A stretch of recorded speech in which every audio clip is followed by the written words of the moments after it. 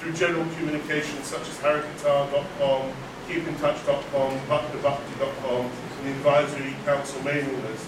Most disputes that happen in the Sangha are not through ill will. They're usually done through poor communication or people getting partial communication. And we're not going to be in a perfect world. You know, there'll still be mess ups, no problem. But we just want to improve it so that we can reduce the anxiety that people feel around the world when they get, you know, communications out of nowhere that don't have contextual relevance. Next resolution, the Bhakti Trust requests that the initiation process is clarified without ambiguity. It has its own recommendation, and that recommendation, now, I might need a little bit of help from the Maharajas here, because it got a bit complicated. Okay? But my understanding, please interrupt as soon as I start making a mistake, okay? Because I don't want to make another mistake on this process. My understanding is that in which months is this which months is the you and Tip Maharaj, the initiators initiating in Navadvip and where else? Any other month? And go. Okay. So what they said was that Maharaj and Tirtha Maharaj are the initiating sannyasis in this temple. Okay? Yeah.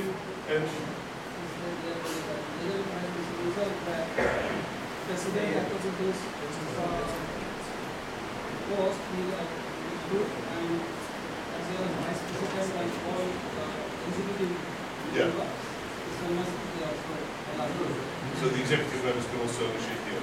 So Manav Maharaj, Tirtha Maharaj, and the executive members of the Gaudiya Vedanta Samiti Trust can initiate in this temple. Oh, how many are there? There are about 12, right?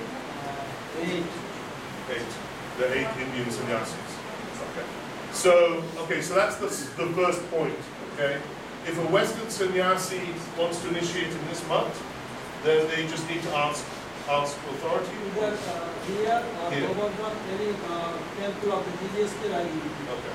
So in one of those foremost temples, so that's Delhi Temple, Govardhan Temple, Mathura Temple, Navadvip Temple, Calcutta Temple, a Western sannyasi can also initiate, but just needs to ask permission first, just to clarify things so we don't get double initiation. Yeah, and Indian sannyasis are under the same obligation.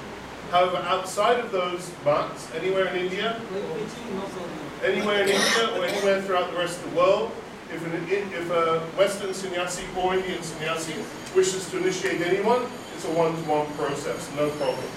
Okay? So that's our recommendation. However, we have no authority as the Bhakti Trust to say that is the legitimate initiation process. The Sannyasi Council, which I'll talk about in a minute, needs to take those words and finesse them and make sure they're happy with whatever the outcome is. So ultimately, it is the sannyasi body that is responsible for having that worldwide policy. But we thought we'd at least start the ball rolling, get something on paper, give it to you guys, and then you can have the final sign-off on the initiation process. Good?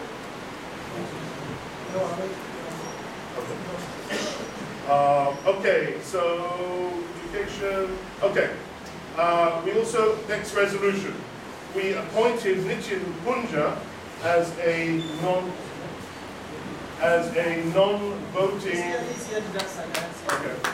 One second for the applause. 1 second. Do you know what he's appointed for yet?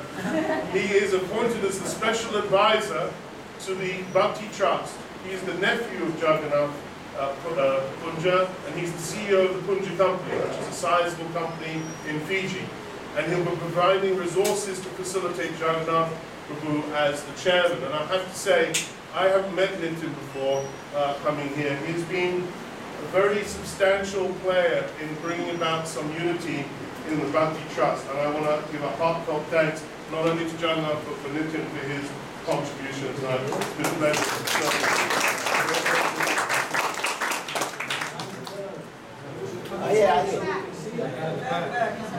Back where? He's there. Come to the front. Come.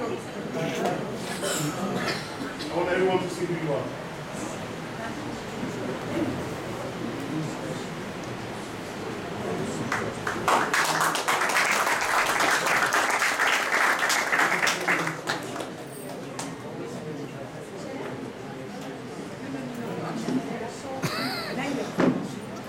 Okay, we're getting near the end of the resolutions.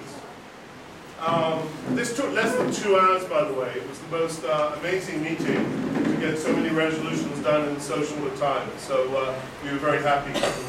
The roles of chairman and secretary and all of the trustees of the Bhakti Trust are clearly set out on a 2-page document which will be published to you all. I mean, it's quite boring, to be honest, but for those of you that are technically minded, you'll love it. And these will be published for the entire Sangha. Next resolution. The Bhakti Trust has created a Seva team led by Shamarani Dasi that will create a code of honor in order to facilitate loving communication between devotees. A first draft is being prepared and Shamarani Dasi will be consulting the Sangha for further input. Now, there'll be some of you who will say, just chant Hare Krishna, and you're absolutely right. If we do chant Hare Krishna 48 rounds a day, we will have loving communication between us. 64? Oh, at 48 you don't, okay. Oh, that's, I thought I was a bit short, okay. I only do 48 of course, yeah. So the thing is that, you know, we all have busy lives, not all of us are able to do so many rounds like that, or even fewer rounds, 16 rounds, or even less. You know, we're all at different stages.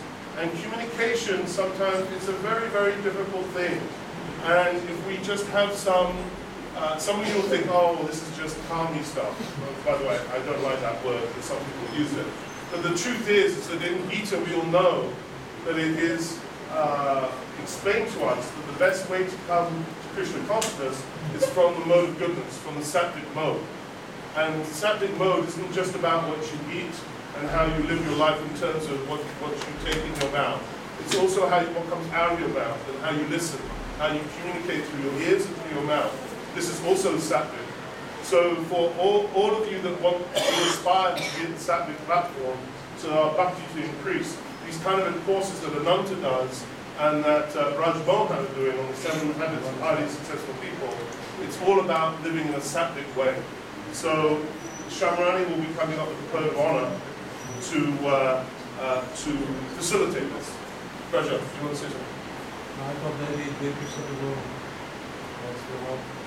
translate to It's okay, he was in the meeting. So. Slow down, please. You're going fast. Slow down. I'm sorry. I'm sorry, I didn't keep my promise. Okay, the resolution is getting a bit more detailed now.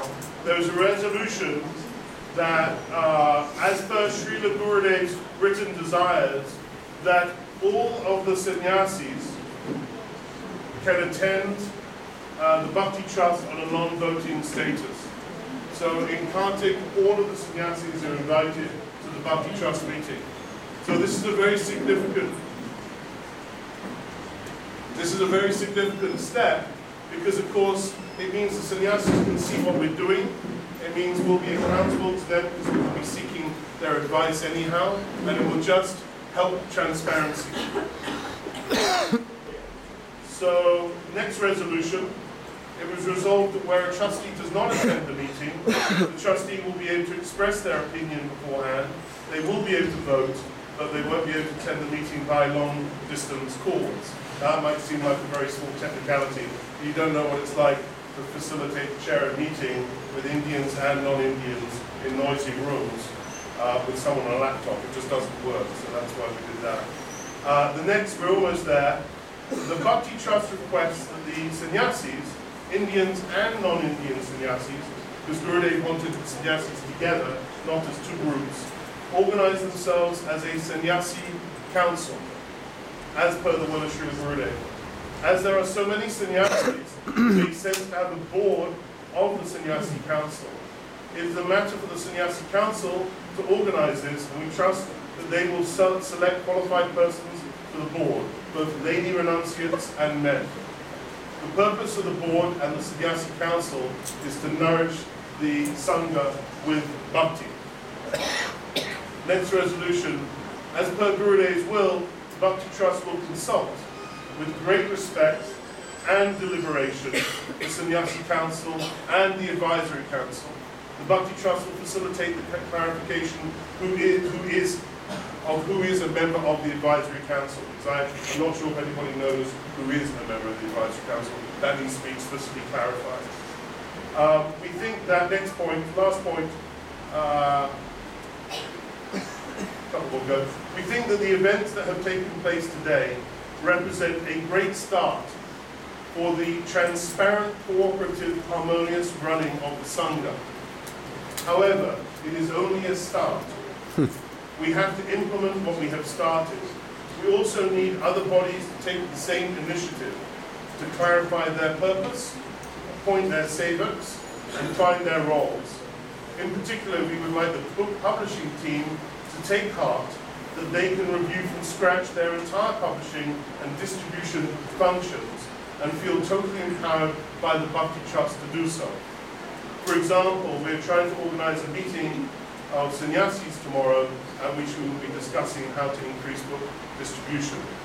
So there are a lot of resolutions and points there. I hope some of them have made some impact.